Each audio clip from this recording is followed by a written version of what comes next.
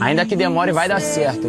Pode ninguém estar acreditando contigo, irmão. Se tu acredita em você, já é o suficiente. Antes de qualquer pessoa me ajudando, eu tinha aquela vontade dentro de mim, tipo, não, mano, eu vou conseguir, vai dar certo. Quando tudo colaborava pra eu desistir, eu tava lá e não, mano. Sozinho no meu canto, eu conversava com Deus, eu falava, mano, vai dar certo. Tipo, ainda que seja difícil, ainda que demore, vai ter recompensa. Tem uma parada que eu faço sempre questão de falar, mano, se fosse fácil era pra qualquer um. O difícil não é ser impossível. Se eu ficasse confortável com a situação de, pô, uma galera tenta e não consegue, eu ia estar com a minha vida na mesma até agora. Sem saber o que fazer, sem saber qual ia ser a ideia. Mas não, acreditei, mano.